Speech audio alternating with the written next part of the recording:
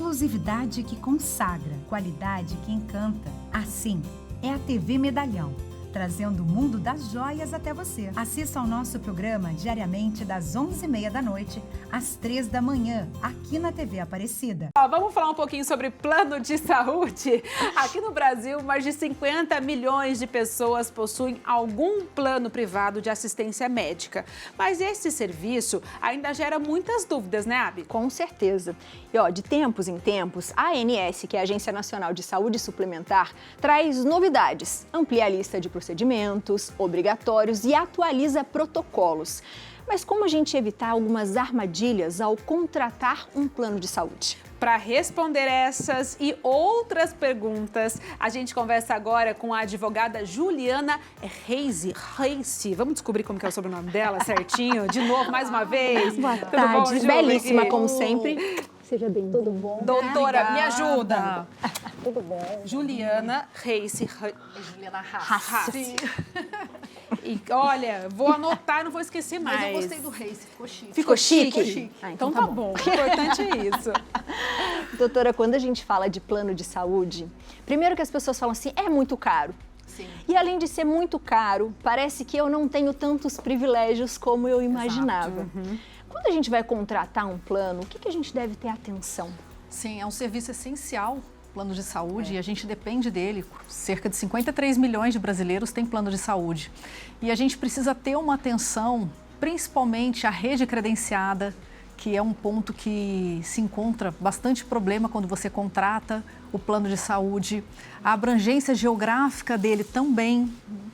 A questão das coberturas, ela é padronizada, porque ela segue o rol da ANS, o rol de procedimentos, embora tenha uma discussão com relação à questão de judicialização ou não, mas principalmente a modalidade do plano, se é coletiva, se é individual. Hoje, mais de 80% dos planos são na modalidade coletiva, a gente sabe disso, mas são alguns pontos de atenção que a gente precisa ter ao contratar o plano de saúde. E doutora, com relação à carência, muita gente acaba contratando um plano de saúde quando está precisando, ao invés de contratar com antecedência para depois, quando precisar, aí sim, né, usar o médico ou algum hospital. Como que funciona essa questão de carência? Isso, a carência ela é padronizada. Então, assim, a carência ela vai ser no máximo 300 dias para parto a termo, 180 dias para internação, e aí o restante ele é distribuído em algumas camadas. Mas quando alguém contrata o plano de saúde, grande parte das vezes ela vai preencher uma declaração de saúde.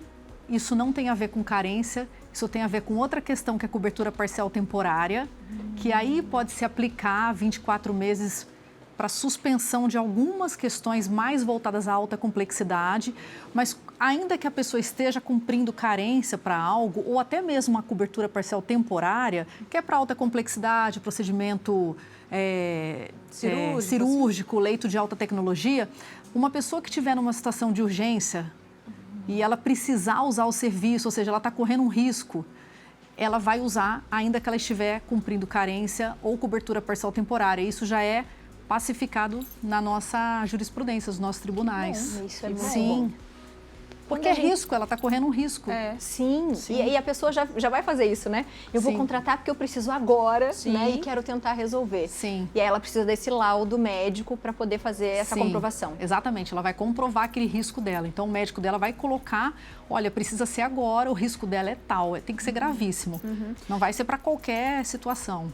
Doutora, com relação a valores, a gente costuma ver que, por exemplo, idosos, pessoas realmente com comorbidades, pagam valores ainda mais absurdos, né? Sim. Os planos, eles podem fazer isso desse questionário que a gente responde lá quais problemas que você já teve de saúde, qual idade que você tá, e daí eles vão calcular o valor que você vai pagar dependendo dos BO que você tem? Não pode. Isso aí é uma outra questão também. A pessoa, quando preenche a declaração de saúde, a gente tem que ter muito cuidado com discriminação. Isso é uma vedação que veio lá em 98 com a Lei 9656. Então, é vedado você impedir alguém de entrar no plano de saúde em razão de ser possuidor de doença ou lesão pré-existente ou em razão de idade. O que as operadoras fazem, muitas vezes, é aquela negativa velada.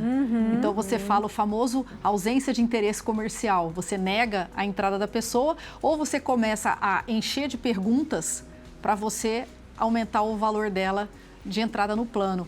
E quando você faz a declaração de saúde, você não pode perguntar sobre hábito de vida, uso de medicamento, por exemplo, sintomas.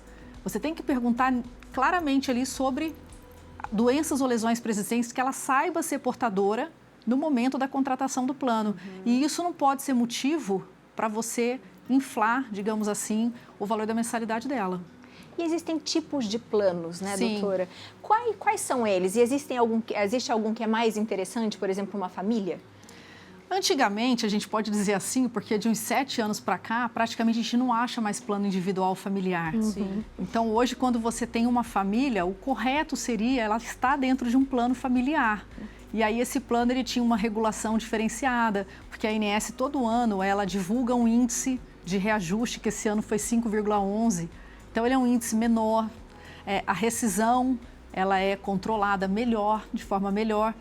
E hoje em dia a gente sabe que, de forma massificada, as operadoras comercializam um plano coletivo. E aí, quando você olha, grande parte desses planos coletivos, na verdade, são formados por famílias. Então, você tem marido, mulher, mãe, marido, mulher, filhos e um MEI. E aí, quando você vai olhar dentro daquele núcleo, não tem relação de emprego ali, ninguém é funcionário de ninguém, que é exatamente o critério que é exigido pela norma da ANS para que se configure um plano coletivo empresarial, por exemplo. Você não encontra aquilo ali. Mas as famílias fazem isso para ficar mais em conta. As famílias fazem isso para ficar mais em conta e as operadoras também pararam de ofertar o plano coletivo no mercado. É tudo para a gente pagar mais caro, né? Exatamente. Como que funciona, doutora, a questão da coparticipação? Isso é bastante comum nos planos de empresa mesmo, né? Quando a gente é contratado ali, tem um plano que a empresa disponibiliza para a gente e o funcionário paga uma coparticipação por consulta ou por internação, né? Como que funciona isso? Esse plano ele tem que estar com essa característica registrado na ANS e aí, teoricamente, o valor da mensalidade ele fica mais atrativo porque ele tem uma coparticipação que é aplicada ali em alguns procedimentos, mas ele não pode ficar alto, se aproximar. É um absurdo, por exemplo, quando ele se aproxima do valor da mensalidade. Jamais ele pode chegar a isso. Ele não pode ser utilizado como um fator de restrição do uso do plano. Então, ele é uma contribuição, digamos assim, ele é uma parcela pequena em cima de cada utilização ali, ou de consulta, ou de exame, e aí ele vem discriminado. É como se ele fosse uma participação de fato. Ele não é assim para te coibir de usar, para tornar o plano caro a ponto de que você não use. Naturalmente, ele acaba educando, porque a partir do momento que você vai contribuir com aquilo, você também vai administrar melhor o uso do seu plano. Mas ele não pode, de fato, se tornar abusivo. Existe uma judicialização alta por conta disso, principalmente quando a gente fala nas terapias decorrentes do transtorno do espectro autista. Que a gente sabe que impacta e tem uma judicialização alta também no país. Tem muita negativa, né? Muita negativa, muita negativa. A gente tem algumas perguntinhas. Coloca pra gente, diretora. Do Thomas. Boa tarde, meninas. Meu médico solicitou um exame. O plano cobre, mas é um hospital escolhido pelo plano. O resultado ficou ruim. O médico pediu para refazer. Posso mudar de hospital?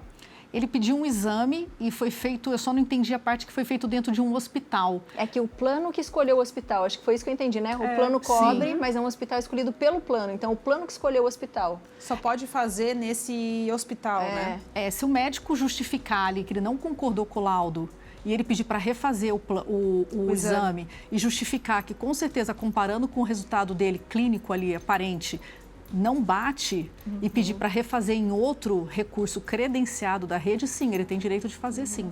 Porque tem médicos, né, que até orientam a gente, falando, vai em tal clínica fazer um exame nesse laboratório que eu gosto mais, que eu acho mais confiável.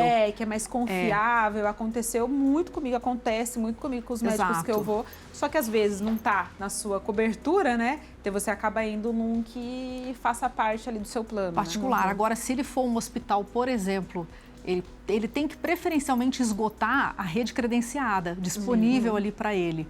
Agora, quando a operadora não tem recurso disponível ou o recurso da rede, por exemplo, cometeu um erro, isso justifica a pessoa utilizar um recurso particular e aí, nesse caso, o reembolso tem que ser integral.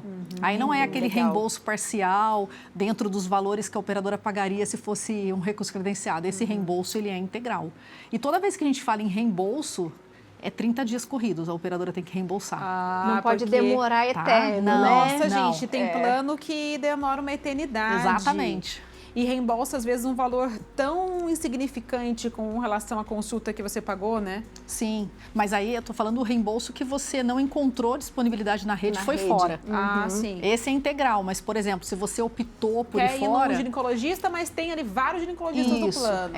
Por isso que a Daí gente sempre fala, comprova que você tentou usar a rede para ela não falar que você pulou essa etapa. Tá. Entendeu? Temos mais perguntas para você. Vamos lá. A Mércia, ela falou, boa tarde, tenho meu plano desde 2018 e venho tendo aumentos anuais abusivos. O que fazer? E tem como eles reduzirem o valor, né? Tem. Vou fazer 59 em agosto e...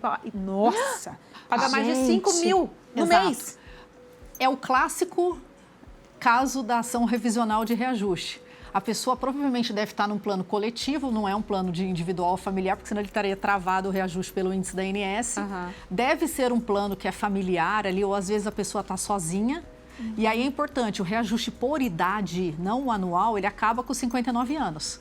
Ele não pode ultrapassar. E a ANS, ainda assim, ela limita a reajuste entre faixas etárias. Existem percentuais de limitação ali. Então, o primeiro ponto é conferir, quando ela fizer 59, se respeitou o limite que a ANS determina. Tem uma norma para isso. Fora isso, todo reajuste anual, quando ele não é justificado pela operadora, ou seja, ela não comprova como ela chegou a 12%, a 15%, a 20%, você tem o direito de entrar com a ação para afastar aquilo, aplicar o índice da ANS, como se o plano fosse individual familiar. Você consegue pedir a restituição dos últimos anos. Olha, e você legal consegue isso. retroagir tua base de cálculo, que é aquela mensalidade pura, desde a data que você assinou o plano. Aí você vem corrigindo ela pelo índice da ANS até hoje, para que daqui para frente seja só pelo índice da ANS. Então, você abre um flanco aí de várias discussões, entendeu? Olha, interessante isso. Ó, Mércia, atenção, viu? Tá pagando aí muito mais do que deveria. Que interessante. Boa. Sim, e isso boa. acontece com grande parte da população. Existe um volume gigante de judicialização e o STJ, o Superior Tribunal de Justiça, ele está até estudando, eu vou falar numa linguagem mais simples, tratar desse tema de forma geral, porque cresceu muito a judicialização do plano coletivo. Não é automática essa revisão, precisa judicializar, caso a caso, entendeu? Mas ele está estudando como se fosse ter uma regra mais padronizada para todo mundo. Para evitar erro, né? Entendeu? Alan, boa tarde. Estou pensando em virar MEI. Posso contratar um plano de saúde? Pode. Pode. Provavelmente a operadora vai exigir um CNPJ para vender um plano. As maiores não vendem mais para pessoa física. E a pessoa pode contratar o plano mesmo só com o MEI dela. Ela não precisa ter outros funcionários, nada disso. Então, não precisa, só que tem algumas operadoras que exigem, por exemplo, pelo menos 3 vidas. Tem operadora que, curiosamente, aceita um. E aí depende da regra de cada uma, não tem um padrão mínimo.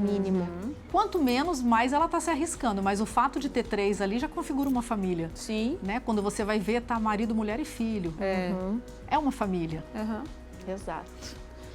Diretora tá Diretora, bonzinha. eu também gostei, Diretora, diretora. Obrigada, pode hein? responder mais uma pergunta. Olha que ótimo, e passa rápido. Né? Passa muito, né? Passa muito rápido. É a Mônica. Ela falou, boa tarde, o hospital que eu sempre usava deixou de atender meu plano. E agora? Tem algum direito? Isso aconteceu lá em Taubaté. Sempre. No regional. Isso aconteceu em massa em São Paulo, quando descredenciaram o grande hospital de São Paulo. Porque a hora de vender o plano, a operadora credencia o hospital top. Depois, acaba. E toda vez que uma operadora vai descredenciar um plano, um hospital, ela tem que ter a permissão da ANS, ela não pode simplesmente tirar um prestador. E aí, ou a ANS vai exigir que ela justifique que tem outro no mesmo nível. Na mesma cidade? Na mesma região ali, na mesma localização, às vezes não precisa ser exatamente na mesma cidade, pode ser numa cidade vizinha, mas que ele dê conta do mesmo atendimento e ele tem que ser no mesmo padrão. Você imagina você vender um contrato com o Einstein, e aí você tira o Einstein. Nossa, aconteceu. Tem muita gente que só fechou o plano por causa causa disso, do hospital. Né? Mas não precisa ir para São Paulo, isso acontece aqui na região. Sim, acontece. Acontece direto. Então você pode judicializar e pedir que ela resolva isso ou ela pague para você. porque ela não pode reduzir o padrão do seu plano e você tem o direito de ficar com a mesma rede equivalente, a mesma qualidade assistencial. Então, ela vai ter que ter permissão, autorização, ela vai ter que repor ou ela vai ter que comprovar que não afetou a qualidade daquilo. E dependendo do prestador, automaticamente vai afetar, sim, a qualidade daquele atendimento. Que interessante. Então, é outro volume grande de problema de abusividade. Reajuste, as negativas de procedimentos fora do rol que a pessoa precisa demasiadamente utilizar, oncologia, tecnologias que se demora para incorporar, às vezes até procedimento que está no rol, se tem negativas e negativas. Cerca de 87% da judicialização no país, o CNJ divulgou que é procedente. Ou seja, o beneficiário tem razão. Poderia ter sido resolvido pelo plano. Poderia ter sido resolvido. Então, não significa que o problema é de quem está batendo a porta. O problema é de quem está fazendo essa pessoa bater a porta. Isso é um dado oficial do CNJ. E essa questão do credenciamento, descredenciamento de hospital, é um outro grande problema também da judicialização. Mais uma para a gente terminar. Heloísa, boa tarde, Gabiabe. Meu filho é neurodivergente. O que tenho que observar nos tratamentos para PCDs antes de contratar um plano? Tem as coberturas, as terapias são cobertas. Elas são todas cobertas, ainda que o plano não vai poder dizer que não cobre, porque isso está pacificado. O STJ até publicou hoje que já tem decisões nesse sentido. A própria ANS já tem norma dizendo que as terapias, até pelo método ABA, elas têm cobertura. Nem limitar o número de terapias? Não. Tipo, pessoal, só pode fazer 10 terapias e depois vai ter que começar a pagar? Não pode ter limitação de terapia. O que tem discussão, o que acontece muito, é a operadora falar que não tem... Ela discutir a quantidade ali que é prescrita pelo médico, ela discutir e ela não fornecer aquilo que está sendo prescrito. Em algumas situações, quando é uma prescrição muito grande, daí se abre uma discussão sobre aquilo. Mas, de um modo geral, a cobertura ela é ilimitada e ela tem que ser fornecida.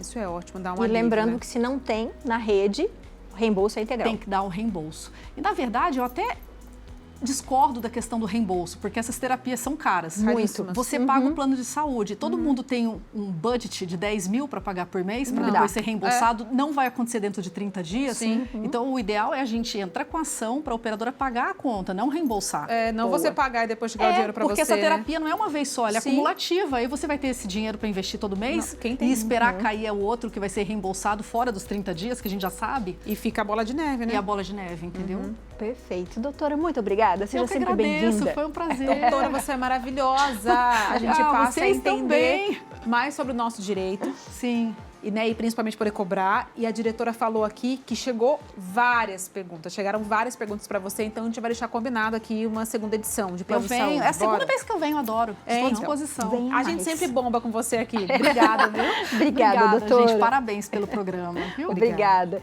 E você de casa pode continuar mandando as mensagens, por quê? Porque aí a gente vai anotando tudo Sim. e na hora que a doutora voltar, ela responde.